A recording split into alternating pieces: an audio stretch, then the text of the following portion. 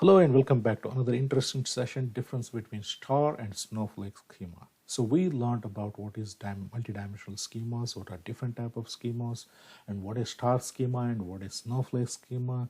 And now we are going to learn about what are the differences, what are the differences between star and snowflake schema. All right, so let's go one by one. So first one is the hierarchies for the dimensions are stored in the dimension table for the star schema.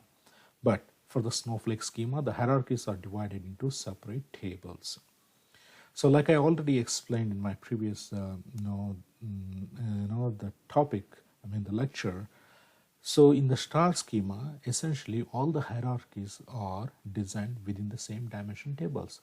But in the case of snowflake schema, it's again one dimension table is normalized into multiple dimension tables, and that's how the hierarchies are maintained.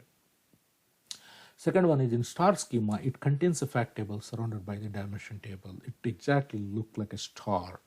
But in the case of snowflake schema, one fact table is surrounded by the dimension table, which are in turn surrounded by the dimension table. It's like a fact table is surrounded by one of the dimension table among all different dimension tables, and this particular dimension may be surrounded by other dimension tables as well.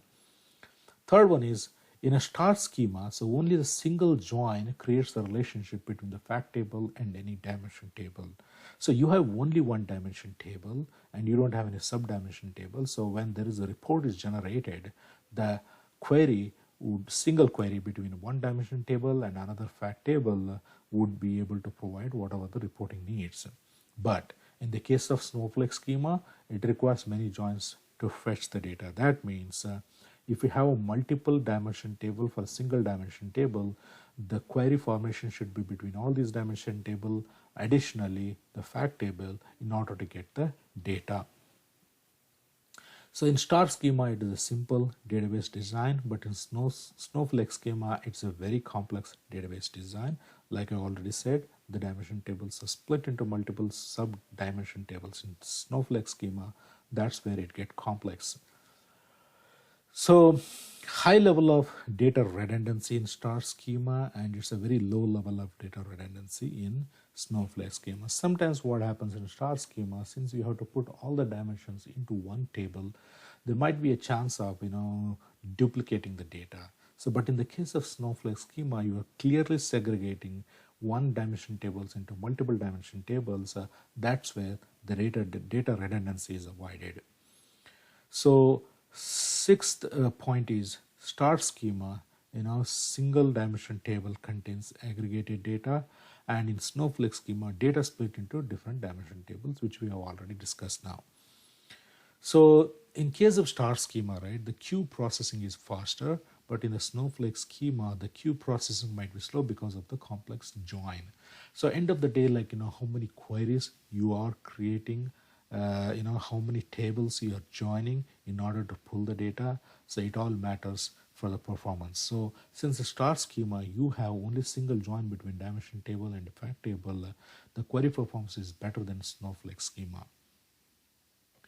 What is the eighth point? The star schema offers higher performing queries using the star join query optimization. Tables may be connected with the multiple dimensions.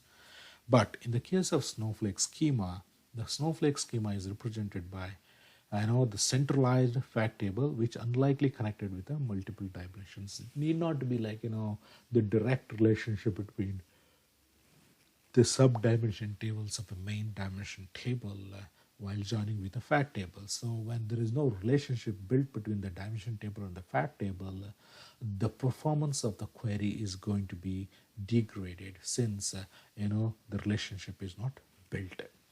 I hope you enjoyed this session. This is all about the differences between the star and the snowflake schema. I will see you in the next chapter. Thank you.